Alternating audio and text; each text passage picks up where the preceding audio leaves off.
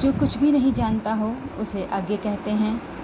अपने सहारे पर रहने वाले के लिए स्वावलंबी शब्द का प्रयोग किया जाता है।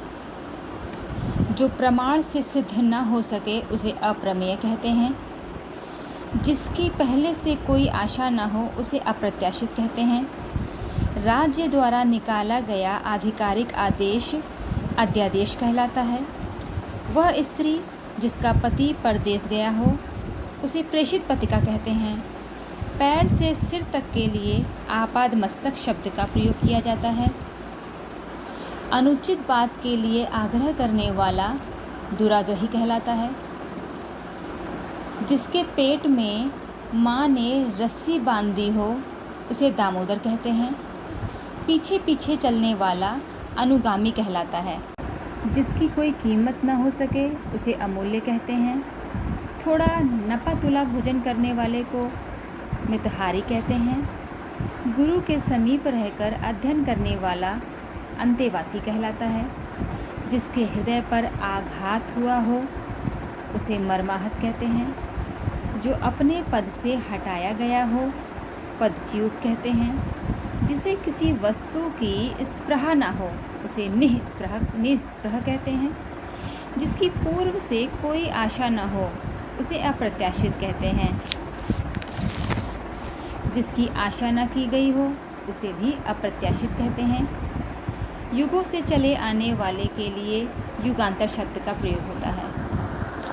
पति युक्ता स्त्री के लिए सधवा शब्द का प्रयोग होता है। महल के भीतरी भाग को अंतःपुर कहते हैं। बहुत अधिक बोलने वाला व्यक्ति वाचाल कहलाता है। जिसका इलाज न हो सके उसे असाध्य कहते हैं। जिसे जीता ना जा सके उसे अजेय कहते हैं। जिस स्त्री का पति जीवित है उसे सधवा कहते हैं। जो छीण न हो सके उसे अक्षय कहते हैं। जो सब कुछ जानता है उसे सर्वज्ञ कहते हैं। जिसके सिर पर चंद्र हो उसे चंद्रशेखर कहते हैं। जिसके हृदय में ममता नहीं उसे निर्मम कहते हैं। तिलक लगाने के लिए किस अन्न का प्रयोग किया जाता है उसे अच्छत कहते हैं।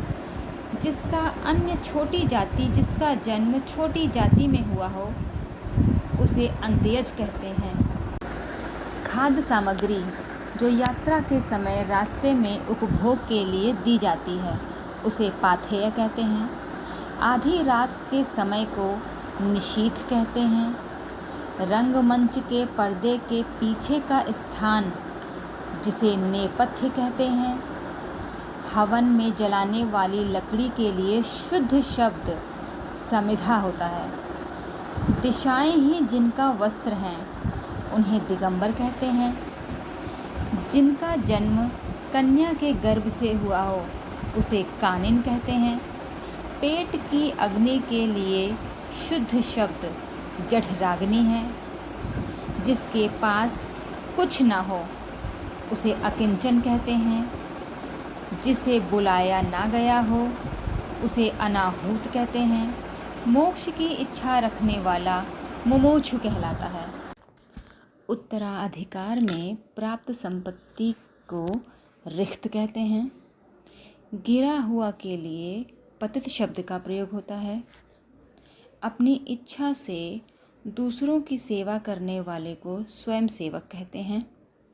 गुरु के समीप रहकर शिक्षा ग्रहण करने वाला अंतेवासी कहलाता है।